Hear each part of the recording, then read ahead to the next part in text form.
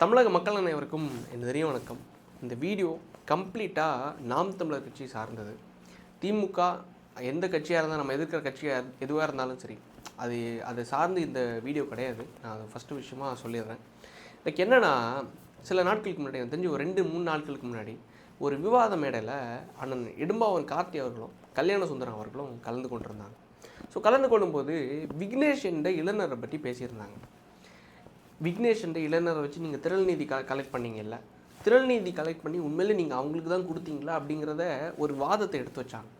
இந்த வாதத்தை எடுத்து வச்சதுக்கப்புறமா இடையில கொஞ்ச நாள் நம்ம சாட்டை அவர்களை பற்றி பேசிகிட்டு இருந்தோம். லைக் உண்மையில் நான் ஒரு விஷயத்த சொல்ல விரும்புகிறேன். அதாவது வந்து எல்லா சேனல்ஸ் பண்ணுற மாதிரி நம்மளோட சேனலில் விஜய் ஃபோட்டோ வச்சா டிஆர்பி ஏறிடும், சீமான் ஃபோட்டோ வச்சா டிஆர்பி ஏறிடும்ங்கிறதுனால எந்த காலத்தில் நம்ம அப்படி செஞ்சதே கிடையாது.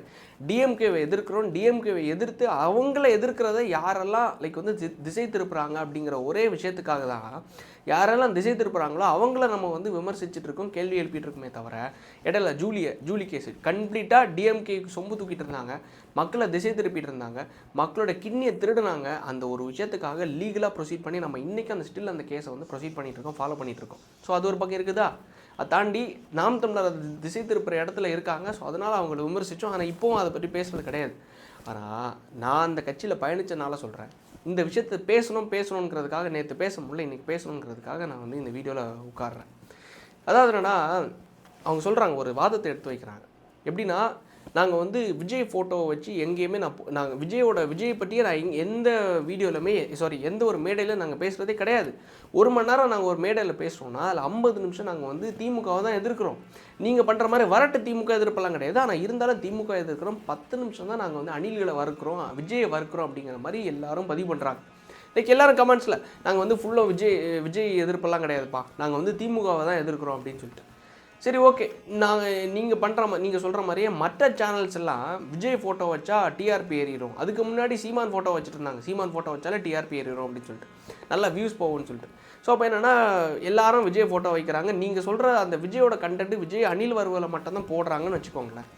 உங்களோட முதன்மை வலையொலியில் சாட்டையில் என்ன கண்டென்ட் வருதுன்னு பாருங்களேன். கரெக்டாக 10 கண்டென்ட்டில் 7 கண்டென்ட் ஆச்சும் அணில் வருவல், விஜய் வருவல் அதுவாக தான் இருக்கும். ஸோ நீங்களே உங்களுடைய லைக் வலையொலிகளை, உங்களோட சேனல்ஸை உங்களால் கண்ட்ரோல் பண்ணுறதுக்கு முடியலை. காரணம் என்னென்னா, காசு, துட்டு, எல்லாத்துலேயும் காசு. சரி, ஓகே, உங்களோட கொள்கைகள் இந்த விஷயத்தெல்லாம் நான் ஒரு பக்கம் வச்சிடுறேன். ஸோ நீங்கள் இன்னொரு இடத்துல ஒரு வாதம் வச்சாலும் நீங்களே சரியில்லை அப்படிங்கிறதுல நான் ஒரு கேள்வியாக தான் முன்வைக்கிறேன். ஒரு நாம் தமிழர் கட்சி பயணிக்கிற பாதை சரியில்லை அப்படிங்கிற ஒரு கேள்வியாக தான் முன்வைக்கிறேன். திருப்பி நான் பாயிண்ட்டுக்கு வரேன், கதைக்கு வரேன். அதாவது கல்யாண சுந்தரம் அவர்கள்கிட்ட இடும்பாவன் கார்த்தி அவர்கள் ஒரு கேள்வி கேட்டார்ல, அதை வந்து எக்ஸ்க்ளூசிவாக சாட்டை அவர்கள் ஒரு வீடியோவை போடுறாரு. நீங்கள் வந்து பேராசிரியர்னு சொல்லலாம், விக்னேஷ் அவர்களுடைய அந்த மரணத்தை பற்றி தெரியுமா அப்படி இப்படின்னு சொல்லிட்டு ஒரு வீடியோவாக எக்ஸ்க்ளூசிவாக போட்டிருந்தார். அதாவது 2 விஷயத்த நான் இங்கே வந்து பேச விரும்புகிறேன். கரெக்டாக ஒரு 9-10 வருஷம் இருக்கும். அந்த காவேரி இஷ்யூ நடக்குது, காவேரி பிரச்சனை நடக்கும்போது நான் அப்போது 9th 10th படிச்சுட்டு இருந்தேன். ஸோ அப்போ அந்த மீன் டைமில் காவேரி பிரச்சனை நடக்கும்போது நாம் தமிழர் கட்சி அங்கே வந்து போராட்டம் பண்ணுறாங்க. மன்னார்குடியிலேருந்து விக்னேஷ் என்று அழைக்கப்படக்கூடிய நாம் தமிழர் கட்சி சார்ந்த தமிழ் தேசிய ஒரு போராளி, ரொம்ப லைக் வந்து வீரியமாக இருப்பாப்புல. ஸோ இவர் என்ன பண்ணிடுறாரு, போராட்டம் நடந்துட்டு இருந்த அந்த மீன் டைம்லேயே தம் மேலே எரிபொருளை ஊற்றி இறந்துட்டார். தீ குளித்து இறந்துட்டார். ஹாஸ்பிட்டலாம் கூட்டு போனாங்க. அது வந்து அந்த டைமில் பெரிய ஃப்ளாஷ் நியூஸ் தான் ஆச்சு. ஸோ இது நடந்த டைமில் இதுக்கு அடுத்ததாக அந்த விக்னேஷன்ற இளைஞரோட அம்மாவுக்கு கண் பிரச்சனை வருது, கண் பார்வை பிரச்சனை வருது. ஸோ இப்போ இவங்க என்ன பண்ணுறாங்க, விக்னேஷோட புகைப்படத்தை வச்சு ஒட்டுமொத்தமாக உலக முழுவதுமாக வாழ்ந்துட்டு இருக்கிற தமிழ் மக்கள்கிட்ட இருந்து திரள் நிதிகளை திரட்டி இவங்க ஒரு ஃபண்டை கலெக்ட் பண்ணி என்ன பண்ணிடுறாங்க, அந்த அம்மாவுக்கு நாங்கள் கொடுக்க போகிறோம் அப்படின்னு சொல்லிட்டு உதவி என்கிற பேரில் கலெக்ட் பண்ணுறாங்க.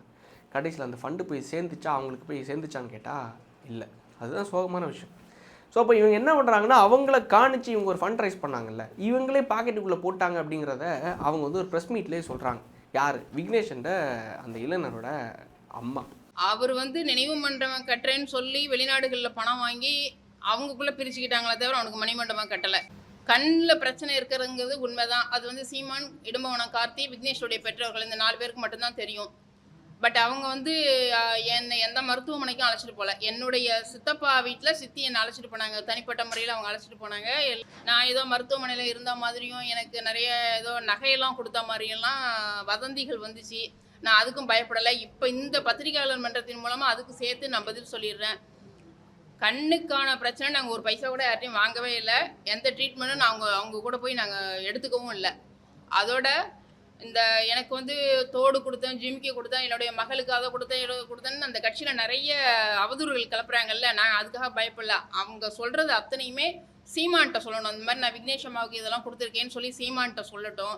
சீமான் என்னுடைய தம்பிகள் சொல்வது அனைத்தும் உண்மை அப்படின்னு எந்த கோவிலில் வேணாலும் சீமான் தன்னுடைய மகன் மீது சத்தியம் பண்ணட்டும். நாங்களும் கோவிலுக்கு, அதாவது கோர்ட்டுக்கு போனால் மனிதர்கள் சாட்சி வேணும், கோவிலுக்கு போனால் மனசாட்சி இருந்தால் போதும். அதுக்கு நாங்கள் துணிஞ்சு நிற்கிறோம்.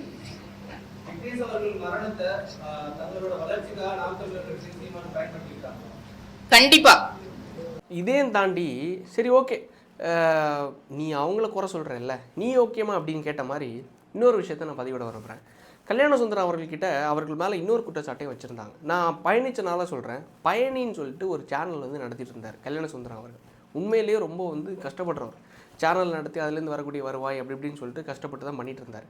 அப்போ என்ன நடக்குதுன்னா, ஒரு டைமில் 2019 அந்த எம்பி எலெக்ஷன் வரும்போது இவர் வந்து கண்டெஸ்ட் பண்ணுறாரு. கண்டெஸ்ட் பண்ணும்போது என்ன ஆகுதுன்னா, லைக் வந்து 60 லட்சம் ரூபாய்க்கிட்ட பணத்தை கல்யாணசுந்தரம் அவர்கள் எடுத்துகிட்டு போயிட்டாரு. கடைசி கணக்கு கேட்கும்போது இவர்கிட்ட பணமே இல்லை அப்படின்னு சொல்லிட்டு சாட்டை அவர்கள் ஒரு அப்பட்டமான ஒரு குற்றச்சாட்டை சொன்னார். ஒட்டுமொத்த காசையும் கொண்டு போய் உன்னோட சொந்த தொகுதியில் போய் நீ நிற்கிற தொகுதியில் போய் நீ செலவு பண்ணிட்ட, பேலன்ஸ் ஒத்த காசு கூட இல்லை, எடுத்துகிட்டு போகல, மிச்சம் வைக்கல அப்படிங்கிற மாதிரி ஒரு குற்றச்சாட்டை முன் வச்சுருந்தார். ஆக்சுவலாக நடந்த விஷயம் என்னென்னா, 60 லட்சம்லாம் இவர் எடுத்துகிட்டு போகல. இந்த மனுஷன் தெளிவாக ரொம்ப கணக்கு வழக்கில் கரெக்டாக இருக்கனால இந்த தேர்தல் மேலாண்மை குழுன்னு சொல்லிட்டு ஒரு தனியாக ஒரு குழுவே அமைச்சு, அவரோட தொகுதிக்கு வேலை பார்க்குறதுக்காக ஒரு குழுவே அமைச்சு, அதில் கிட்டத்தட்ட ஒரு 6 லட்சமோ 7 லட்சம் ரூபா தான் அந்த தேர்தலுக்காக இவர் செலவுக்கு எடுத்துகிட்டு, அந்த காஸ்ட்லேயும் மிச்சம் 1 லட்சம் ரூபாவை சீமான் அவர்கள்கிட்ட போய் கொண்டு போய் ஒப்படைக்கிறாரு. அப்போ சீமான் அவர்கள் என்ன கேட்குறாரு, என்ன கல்யாணம், நான் உன்னை பற்றி எனக்கு ரொம்ப தெரியுமே, நீ எதுக்கு இதெல்லாம் சொல்கிற அப்படிங்கிற மாதிரி. இல்லைண்ணே, தேர்தலுக்கான செலவுகளை நான் எடுத்துகிட்டு மிச்சம் இருக்கிற காசை கொடுத்துட்டேன் அப்படின்னு சொல்லிட்டு.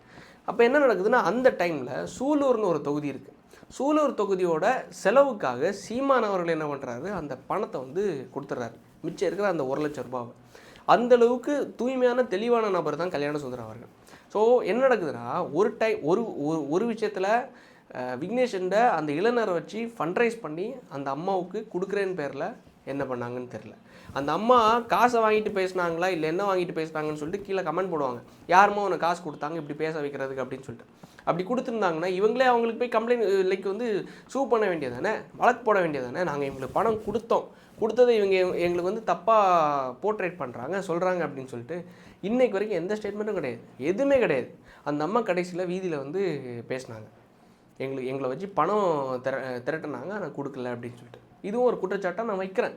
ஏன்னா எனக்கு நம்ம குறைகளை சொல்லாமல் இருந்தால் தலைவர்களுக்கு எந்த விஷயமே தெரியாது. சொல்லணுங்கிற இடத்துல நான் சொல்கிறேன், நீங்கள் எடுத்துக்கிட்டிங்கன்னா நல்லாயிருக்கும், திருத்திக்கிட்டிங்கன்னா இன்னும் நல்லாயிருக்கும். ரெண்டாவது இன்னொரு விஷயம், இந்த கல்யாணசுந்தரம் அவர்களுடைய விஷயத்திலே ஸோ இவர் என்ன பண்ணிடுறாரு, அந்த 1 லட்ச ரூபாய் திருப்பி கொடுக்குறாரு. சூலூர் தொகுதியோட செலவுக்காக சீமான் அவர்கள் கொடுத்துட்டார், அந்த தொகுதி செலவுக்காக கொடுத்துட்டார். ரெண்டாவது அதுக்கு அடுத்த மேட்ருக்கு வரேன். ஸோ நீங்கள் வந்து எப்படி நீ பேராசிரியர்னு சொல்லலாம், எப்படி நீ வந்து உன்னை வந்து ஒரு லெக்சரராக நீ போர்ட்ரேட் பண்ணிக்கலாம், you are just a guest lecture அப்படின்னு சொல்லிட்டு சாட்டை அவர்கள் ஒரு அப்பட்டமான குற்றச்சாட்டை வைக்கிறார். இது ஒரு பக்கம் இருக்கட்டுன்னு வச்சுக்கோங்களேன். அவர் படித்தாரா படிக்கலையா, காசு கொடுத்து டிகிரி வாங்கினாரா, இல்லை உண்மையிலே பேராசிரியராக இருந்தாரா, லெக்சராக இருந்தாரா, வாட் எவர், அதை பற்றி நம்ம பேச வேண்டிய அவசியமே இல்லை. அரசியல் காலத்தில் வந்திருக்காரு. கெஸ்ட் லெக்சராக இருந்தாலும் அவர் வந்து ஒரு பேராசிரியராக வந்தனால மக்கள்கிட்ட பயணம் பண்ணி பயணி என்ற வலையொலி மூலமாக பல பேருக்கு டீச் பண்ணார். இந்த விஷயம் இருக்கும்போது இப்போ சமீபத்தில் ராஜீவ்காந்தி அவர்கள் இருக்கார்ல, கல்யாணசுந்தரம் அவர்களை மாதிரியே ராஜீவ்காந்தி அவர்களும் நாம் தமிழர் கட்சியில் பயணித்தவர், உங்களுக்கே தெரியும், பேச்சாளராக இருந்தார். ராஜீவ்காந்தி அவர்கள் என்ன பண்ணுறாரு, லைக் திமுகவில் போய் சேர்ந்து மாணவர் அணி துணைத் தலைவர், அடுத்து செயலாளர், அதுக்கடுத்தது இப்போ வந்து கொள்கை பரப்பு அணியோட துணை செயலாளர் என்ற ஒரு பதவியில் இருக்கார். அப்போ இந்த சமயத்தில் ராஜீவ்காந்தி அவர்கள் மேலே ஒரு குற்றச்சாட்டாக வச்சுருக்காங்க. ஸோ எப்படின்னா, இவர் வந்து ஒரு ஆன்லைன் கம்ப்ளைண்ட் மாதிரி ரைஸ் பண்ணியிருக்காங்கன்னு வச்சுக்கோங்களேன். கிட்டத்தட்ட 30க்கு மேற்பட்ட பெண்கள் ராஜீவ்காந்தி அவர்களுக்கு எதிராக. ஸோ அப்போ என்ன முன்வைக்கிறாங்கன்னா, லைக் வந்து அவர் வந்து எங்களுக்கு தவறான விதத்தில் 18+ சேட் பண்ணியிருக்காரு அப்படிங்கிற மாதிரி பல சேட்ஸ் வந்துச்சு, லீக் ஆச்சு. ஸோ அப்போ இதை முட்டு கொடுப்பார் அப்படிங்கிறத நான் எதிர்பார்க்கல. அப்போது சாட்டை அவர்கள் என்ன சொல்கிறாரு, அந்த சேட்டெல்லாம் எடுத்து இது இத்தனாம் தேதி போட்டிருக்கு, இத்தனாம் தேதி பேசப்பட்டது, அதை கம்ப்ளீட்டாக டீகோட் பண்ணி பேசி ராஜீவ்காந்தி அவர்களுக்கு இதுக்கும் எந்த தொடர்பும் இல்லை, அந்த கட்சியை சார்ந்த ராசா அவர்களுடைய டீம்லேருந்து சம்மந்தப்பட்ட 2 பேர் தான் இந்த வேலையை செஞ்சுருக்காங்க, இவங்க அந்த இடத்துக்கு போய் பிடிக்கிறதுக்காக தான் ராஜீவ்காந்தியை வீழ்த்துறதுக்காக இந்த கீழ்த்தரமான வேலையை செஞ்சுருக்காங்க அப்படிங்கிற ஒரு விஷயத்தை முட்டு கொடுத்து பேசியிருந்தார். இப்போ என்னோட கேள்வி என்னென்னா, ராஜீவ்காந்திக்காக நீங்கள் பேசுகிறீங்க ரைட்டு, ஒரே ஒரு விஷயத்த சொல்கிறேன், உங்களுக்கு நேர் எதிரான கொள்கையை கொண்டவங்க தான், நேர் எதிரான கொள்கையை தாண்டி அது அந்த வார்த்தையை சொன்னால் எப்படி இருக்குன்னு எனக்கு தெரில, தமிழ் மக்களை அழித்ததை வேடிக்கை பார்த்த கட்சி தான் திமுக. அந்த கட்சியில் ஒருத்தன் போகிறான், அவனுக்காக நம்ம வாய்ஸ் அவுட் பண்ணுறோம், அவனோட நலனுக்காக நம்ம பேசுகிறோன்னா எந்த அளவுக்கு நம்ம ஈன பிறவியாக இருப்போம்னு யோசிச்சு பாருங்கள். நான் சொல்கிறது முட்டு கொடுக்குற எல்லாரையும் சொல்கிறேன், நான் முட்டு கொடுத்தாலும் நான் அதே ஈன பிறவி தான். நான் ஏன் சொல்கிறேன்னா, நான் ஒரே ஒரு விஷயத்த உங்ககிட்ட சொல்கிறேன், லட்சக்கணக்கான தமிழ் மக்களை கொத்தா ஈழத்தில் கொன்று குவிக்கும்போது அதை ஒரு கட்சி வேடிக்கை பார்க்குது, போராட்டம் பண்ணுறேன்னு சொல்லிட்டு தன்னோட 2 துணைவியாரோடு ஏசி வச்சு மெரினா பீச்சில் போராட்டம் பண்ணிட்டு மேலே சென்ட்ரல் கவர்மெண்ட் கிட்ட, அப்போ சோனியா காந்தி அவர்கள்கிட்ட அமைச்சரவையில் பேச்சுவார்த்தை பேசி மேலே பிரபாகரன் அவர்களும் அவரோட மகனும் மரணம் சுட்டு கொல்லப்பட்டனர், கீழே அமைச்சரவை எத்தனை அமைச்சரவை எங்களுக்கு பங்குன்னு சொல்லிட்டு பேசிகிட்டு இருந்தவங்க தான் இதே திமுக. அந்த திமுக எடுத்த படத்தை ப்ரொமோட் பண்ணலாமா, பராசக்தியை ப்ரொமோட் பண்ணலாமா, அதே திமுக செஞ்ச தவறுகளை நீங்கள் இது முட்டு கொடுக்கலாமா, இது தவறு இல்லை இது கரெக்டு தான், இவரை வீழ்த்துறதுக்காக இவங்க செஞ்சது அப்படின்னு சொல்லிட்டு முட்டு கொடுக்கலாமா? நீங்கள் சொல்கிறீங்க, நீங்கள் வாதத்தின்படி நீங்கள் என்ன வாதத்தை முன் வைக்கிறீங்களோ அதை நான் முன் வச்சு உன்னை வீழ்த்துறதுக்கு நான் ரெடி. ஏன் ராஜீவ்காந்தி வீழ்த்துறேன்னா என்கிட்ட சொல்லு, நான் அங்கே பேசிட்டேன், நான் பேசி கொள்கை ரீதியாகவும் கோட்பாட்டு ரீதியாகவும் ராஜீவ்காந்தி வீழ்த்துறேன்னு சொல்லிட்டு சாட்டை அவர்கள் பேசுகிறார். ஆனால் இப்படி போய் ஒருத்தர் போய் அந்த கட்சியில் போய் சேரும்போது, நேர் எதிரான மக்களுக்கே துரோகம் செஞ்ச ஒரு கட்சியில் போய் சேரும்போது அதுக்கு முட்டு கொடுக்குறது எவ்வளோ பெரிய ஒரு கேவலமான ஒரு விஷயம் பாருங்களேன்.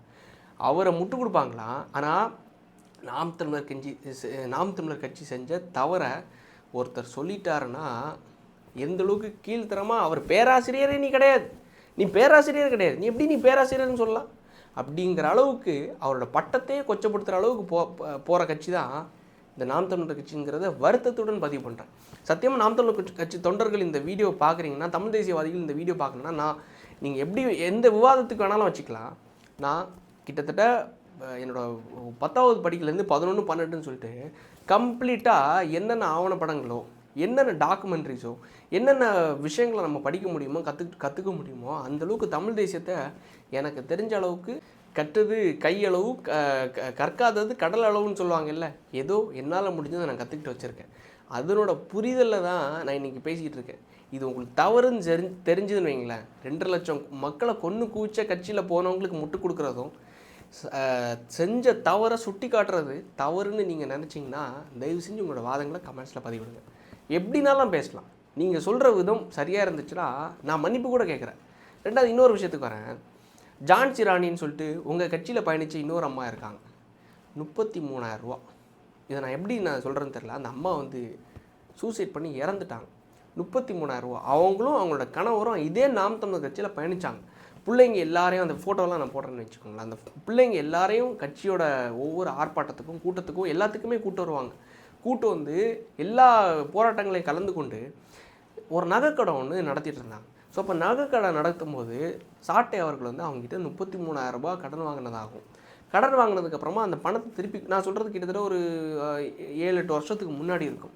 ஸோ கடன் வாங்கி அந்த பணத்தை திருப்பி கொடுக்காம அந்த பணத்தை திருப்பி கேட்கும்போது மிரட்டினதாகவும், லைக் கொச்சையாக பேசினதாகவும், இந்த ஃபோன் காலில் பேசினதாகவும், உங்களுக்கே தெரியல சீமான் அவர்கள் எப்படி பேசினார், இவங்கெல்லாம் எப்படி பேசுவாங்க, கட்சியில் இருக்கிற லைக் நத்தம் சிவசங்கர் அவர்கள்கிட்டே அம்மாவை கொச்சையாக பேசினாங்க, அப்படிங்கிற ஒரு வார்த்தையை போட்டு பேசினாங்க.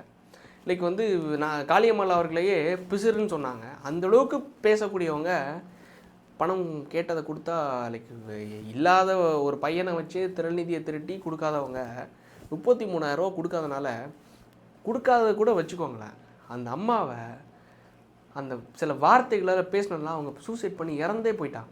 சில வார்த்தைகளை நம்மளால் ஏற்றுக்கவே முடியாது. நீ அடித்தா கூட நம்ம ஏற்றுக்கலாம், ஆனால் வார்த்தைகளால் சொல்லும்போது ஏற்றுக்க முடியாது. இது கம்ப்ளீட்டாக நாம் தமிழர் கட்சியில் இருக்கிற முக்கிய நிர்வாகிகளுக்கு தெரிஞ்ச விஷயம். தமிழ்மணின்னு சொல்லிட்டு அவங்களோட கணவர் பேர், நாம் தமிழர் கட்சியில் பயணித்தவங்க. இந்த அளவுக்கு அலிகேஷன்ஸ் உங்கள் மேலே இருக்கிறத யாருமே வெளில சொல்லாமல் இருந்தாங்க. விக்னேஷ் மரணமாக இருந்தாலும் சரி, விக்னேஷோட விஷயத்தை வச்சு நீங்கள் திரட்டினதாக இருந்தாலும் சரி, ஏன் சரி அந்த பையன் இறந்தாங்க இல்லை, அதை வச்சு பண்ணிங்கல்ல. இப்போ சமீபத்தில் ஆந்திரா இல்லைன்னு நினைக்கிறேன், அங்கே என்னென்னா லைக் வந்து ஆந்திராக்காரங்க அவங்களோட வண்டியில் கொடி வச்சுட்டு வராங்க. வரும்போது இதே நாம் தமிழர் கட்சி சார்ந்த ஒரு தமிழ் தேசியவாதி ஒரு இளைஞர் போய் தட்டி கேட்குறாரு, கை கலப்பாகிறது, அடிச்சிடுறாரு. சீமான் அவர்கள் கொடுத்த அந்த உசுப்பேத்தி விடுறதுன்னு இருக்குது இல்லை, உசுப்பேத்தி விடுறவங்க கிட்ட கம்முன்னு இருந்திருந்தால் இந்த பிரச்சனையே நடந்திருக்காது. அவர் உசுப்பேத்தி விட்டார். இவர் போய் என்னன்னா நீ எப்படி எங்கள் ஊரில் கொடி வச்சுட்டு வரலான்னு கேட்டார். கடைசியில் என்ன ஆகிடுச்சு, கொடி வச்சு வந்தவங்க கிட்ட தட்டி கேட்ட காரணத்தினால அந்த பையனை அரெஸ்ட் பண்ணாங்க, குண்டாஸில் போட்டாங்க, ஸ்டில் இன் ஜெயில். அதுக்கு சீமான் அவர்கள் கொடுத்த பதில் என்ன தெரியுமா, நம்ம எல்லாரும் ஒன்றிணைஞ்சு மனித நேயத்தோடு இருக்கணும் அப்படிங்கிறது. மனித நேயத்தோடு இருக்கணுங்கிறது கரெக்டு தான். ஆனால் இவ்வளோ நாள் நீங்கள் இந்த இளைஞர்களை நான் உட்பட எல்லாருமே எப்படி டியூன் பண்ணி பேசுனீங்க தெரியுமா, இவன் எல்லாம் நம்மளோட எதிரிகள்டா, எப்படின்னா இவெல்லாம் வந்தேரிகள், இவன் வந்து நம்ம நாட்டை சுரண்டி இவன் ஆள்றான் அப்படிங்கிறத சொல்லி டியூன் பண்ணி எனக்கு மனதுக்குள்ளே ஒரு கோவம் வந்துருச்சு. கரெக்டு, தெலுங்குக்காரனை உள்ளே வரக்கூடாது, கேரளாக்காரனை உள்ளே வரக்கூடாது, யாருமே உள்ளே வரக்கூடாது. லைக் வந்து அப்படியே இதாகிடுச்சு, அவனை பார்த்தாலே ஒரு வெறுப்பு அந்த மாதிரி ஆகிடுச்சு. ஸோ அப்படி அந்த வெறுப்பை க்ரியேட் ஆகி நான் போய் தட்டி கேட்கும்போது என்னோடய தலைவன் எனக்காக நிற்காமல் இருக்கும்போது எப்படி இருக்கும், நான் ஜெயிலுக்குள்ளே போகிறேன், தலைவன் எனக்கு எதிராக பேசுகிறாப்புல.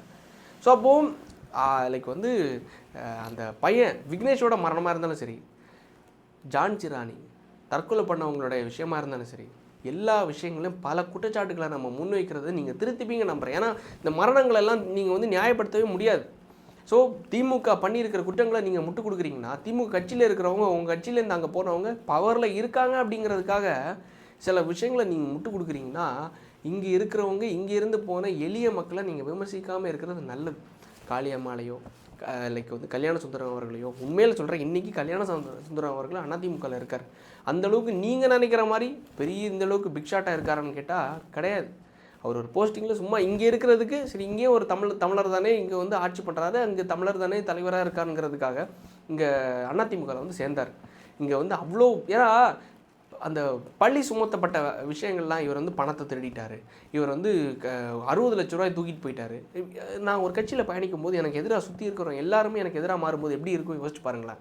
சரி, வேறு வழி இல்லையே, ஏன்னா வீட்டில் இருக்கிற அம்மாவை திட்டுறதோ எங்கள் அப்பாவை திட்டுறதோ இந்த மாதிரி இதை எப்படி ஏற்றுக்க முடியும்னு யோசிச்சு பாருங்களேன்.